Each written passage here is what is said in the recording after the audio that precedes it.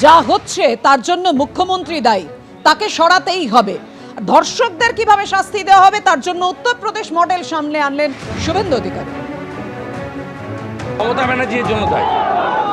তিনি কখনো বলছেন লাভ অ্যাফেয়ার্স, কখনো বলছেন অন্তঃসত্ত্বা ছিল, কখনো বলছেন ছোট ঘটনা, কখনো বলছেন শরীর থাকলে যেমন জ্বর সর্দি হয়, একটু আধটু রেপ হয়, কখনো বলছেন ফুল রেপে 20,000, হাফ রেপে 50,000, 15,000, কখনো বলছেন অভয়ার বাবা মাকে তো 10 লাখ দেওয়া যেতেই পারে।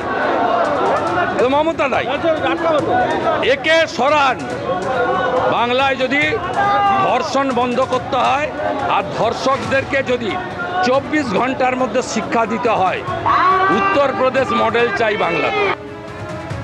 এদিকে কসবা কাণ্ডের আবহে মদন মিত্র, কল্যাণ বন্দ্যোপাধ্যায়ের পরে মানস ভূঁইয়ার বচনে তোলপাড় পড়ে গিয়েছে। তিনি বলেছেন, বাংলায় ছোট্ট একটা ঘটনা ঘটলেই গেল রব, কি সর্বনাশ।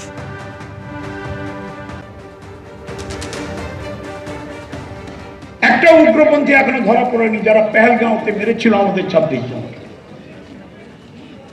আর বাংলার দিকে তাকা, ছোট্ট একটা ঘটনা ঘটলেই গেল রে, কি সর্বনাশ। হ্যাঁ, ঘটনা তো ঘটে, নিজের ফ্যামিলিতে ঘটে। হাজবেন্ড ওয়াইফকে মেরে দিচ্ছে বালিশ চাপা, ওয়াইফ প্রেমিকের সঙ্গে ঘুরতে গিয়ে বরকে ঠেলে দিচ্ছে পাহাড়। These are the crises of the society. এবং medical arena is not out of that context. মন্তব্য বিতর্কে কসবা কাণ্ডের সঙ্গে যোগ এড়ালেন মানস ভূঁইয়া।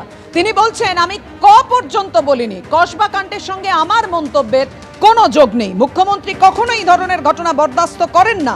কসবায় যা হয়েছে আমরা সবাই তার নিন্দা করছি। এই ধরনের ঘটনা সামাজিক ক্ষেত্রেও হতে পারে। আমার মন্তব্যের সঙ্গে কোনো যোগ নেই কসবা কাণ্ডের। মন্তব্য বিতর্কে এমনটাই দাবি সেচ মন্ত্রী মানস ভূঁইয়ার। কসবার ঘটনা আমরা সবাই, আমাদের দল স্ট্রংলি কন্ডেম করছে। আমি ডাক্তার মানস ভূঁইয়া স্ট্রংলি কন্ডেম করছি। অ্যারেস্ট করেছে পুলিশ, সরকার দৃঢ় পদক্ষেপ গ্রহণ করেছে যারা এই খারাপ কাজ করেছে। আমাদের সরকার, আমাদের মুখ্যমন্ত্রী কখনোই এই ধরনের ঘটনাকে বরদাস্ত করেন না। এ তো বলেইছি, যে কোনো সময় যে কোনো জায়গায়, বাড়িতেও হতে পারে, সামাজিক ক্ষেত্রে হতে পারে, কিন্তু কসবার ঘটনা কোনখানে বললাম? Is it related to my statement with Kasba? এটা সম্পূর্ণ একটা বিভ্রান্তিকর, ইচ্ছাকৃত অপদস্থ করা, অপমান করার জন্য এই কথাটা জুড়ে দেওয়া হলো। কসবার ক উচ্চারণ করি, আমি কসবা নিয়ে কন্ডেম করছি স্ট্রংলি।